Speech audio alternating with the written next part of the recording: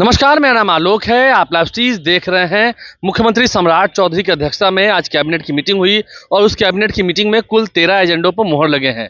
13 बड़े फैसले लिए गए हैं। देखिए, गया जी एयरपोर्ट से अब इंटरनेशनल फ्लाइट्स की भी उड़ान हो इसे लेकर सरकार ने कई अहम फैसले लिए हैं। कुल 13 एजेंडों पर मुहर लगे हैं और बिहार पुलिस में भी बहालियां निकलेंगी, इसे लेकर भी फैसला लिया गया है गृह विभाग की ओर से। तो ऐसे में एक बड़ा फैसला, बड़ा आदेश, कुल 13 एजेंडों पर मुहर लगे। अरविंद चौधरी जो कि कैबिनेट सेक्रेटरी हैं, पूरी जानकारी दे रहे हैं कैबिनेट की मीटिंग के बाद। हम आपको सीधा सुनाते हैं।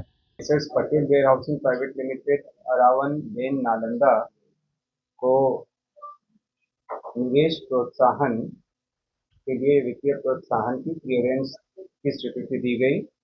और इसी प्रकार दूसरा एजेंडा था Mrs ESC energy limited private limited खुदरा कैमूर को भी सिमिलरली वित्तीय प्रोत्साहन क्लियरेंस की स्वीकृति दी गई। जल संसाधन विभाग का तीसरा एजेंडा था, जिसमें गया में जो भी प्रखंड में इंटीग्रेटेड मैन्युफैक्चरिंग क्लस्टर जो बन रहा है, इसके बारे में आप अवगत हैं। वहाँ पर जल की उपलब्धता सुनिश्चित करने के लिए जलाशय का निर्माण तथा अन्य आवश्यक कार्य के लिए 428 करोड़ 8,30,000 रुपए की स्वीकृति दी गई। इससे फायदा ये होगा कि वहाँ पर जो भी इंडस्ट्रियल यूनिट आ रही हैं, उनको उनकी आवश्यकता के अनुरूप जल उपलब्ध हो सकेगा। पंचायती राज विभाग का अगला एजेंडा था, जिसमें 15वें वित्त आयोग की अनुशंसा के आलोक में स्थानीय इकाइयों के लिए भारत सरकार से प्राप्त हेल्थ सेक्टर ग्रांट की मद की राशि की विमुक्ति के लिए बिहार आकस्मिकता निधि से 747 करोड़ 97,64,000 रुपए की अग्रिम की स्वीकृति दी गई है।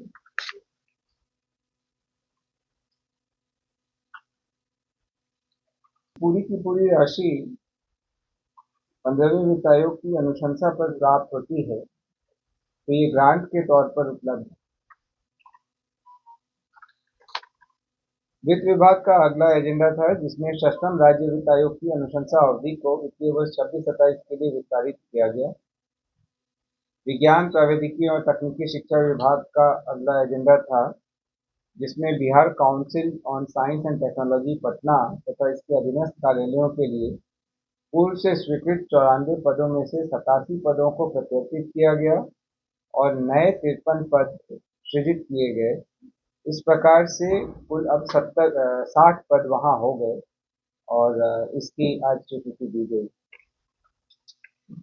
विज्ञान प्रौद्योगिकी और तकनीकी शिक्षा विभाग का ही अगला एजेंडा था, जिसमें विज्ञान प्रौद्योगिकी और तकनीकी शिक्षा विभाग एवं उसके अधीनस्थ संस्थानों में तकनीकी एवं विशेषज्ञ सेवाओं के लिए यंग प्रोफेशनल्स के चयन संबंधी पॉलिसी 2026 की स्वीकृति दी गई। गृह विभाग का अगला एजेंडा था, जिसमें राज्य की अंतर्राष्ट्रीय एवं अंतर्राज्यीय सीमावर्ती सुरक्षा के तथा आसूचना तंत्र को और विकसित किए जाने के दृष्टिकोण से विशेष शाखा के अधीन पुलिस महानिरीक्षक बॉर्डर के पदनाम से एक नए पद का सृजन किया गया। आप अवगत हैं कि नेपाल के साथ बिहार की सीमा काफी लंबी है और इन बातों को मद्देनजर रखते हुए संस्थागत व्यवस्था के लिए इस पद का सृजन किया गया है। अगले 3 एजेंडा राजस्व एवं भूमि सुधार विभाग के थे, जिसमें अरवल, औरंगाबाद एवं सहरसा जिले में खेल के लिए स्पोर्ट्स कॉम्प्लेक्स निर्माण तथा आउटडोर स्टेडियम के निर्माण के लिए भूमि की हस्तांतरण की स्वीकृति दी गई है। अरवल में 6.81 एकड़ भूमि, औरंगाबाद में 13.09 एकड़ भूमि देव में और सहरसा में सलखुआ अंचल में 6.61 एकड़ भूमि आउटडोर स्टेडियम के निर्माण हेतु हस्तांतरण की स्वीकृति दी गई। अगला एजेंडा है सिविल विमानन विभाग का। बिहार में नए अंतर्राष्ट्रीय मार्गों पर हवाई संपर्कता बढ़ाने की नीति के तहत नए अंतर्राष्ट्रीय गंतव्यों हेतु नॉन स्टॉप वायु सेवा यानी बिना रुके वायु सेवा प्रदान करने के लिए आमंत्रित निविदा के आलोक में messrs InterGlobe aviation limited Indigo airlines से गयाजी बैंकॉक मार्ग हेतु प्राप्त एकल निविदा को बिहार वित्त संशोधन नियमावली के संगत प्रावधान के आलोक में नामांकन के आधार पर चयन करने तथा वायबिलिटी गैप फंडिंग के लिए 12 महीने के लिए अधिकतम 10 करोड़ 40 लाख रुपए मात्र की स्वीकृति दी गई। इससे ये होगा कि ये कंपनी जब गया से बैंकॉक के लिए डायरेक्ट फ्लाइट शुरू करेगी तो हर फ्लाइट में 5 लाख एक तरफ से और 5 लाख दूसरी तरफ से, यानी जाने और आने दोनों के लिए 5-5 लाख 10 लाख रुपए एक राउंड ट्रिप पर वायबिलिटी गैप फंडिंग के रूप में बिहार सरकार देगी। इससे अपेक्षा है कि ये एक इंटरनेशनल फ्लाइट यहाँ से शुरू होगी और इसके बाद अन्य भी जो है एयरलाइंस आगे आएंगे। गृह विभाग का अगला एजेंडा था जिसमें वामपंथी उग्रवादियों का सफल निरोध एवं नियंत्रण हेतु सृजित विशेष कार्यबल में विशिष्ट दक्षता प्राप्त एवं आसूचना संग्रहण इत्यादि में कौशल तथा पूर्वानुभव के आधार पर चिन्हित 50 दक्ष पुलिसकर्मियों को अधिकतम 15 वर्षों तक प्रतिनियुक्ति पर रखे जाने हेतु पुलिस महानिदेशक को शक्ति दी गई है। पूर्व में यह 10 वर्षों तक था। वर्तमान में अभी आप अवगत हैं कि वामपंथी उग्रवाद लगभग समाप्त हो गया है, लेकिन हमें उन जगहों पर अभी विशेष सतर्कता बनाए रखनी है। इसी के मद्देनजर यह निर्णय लिया गया।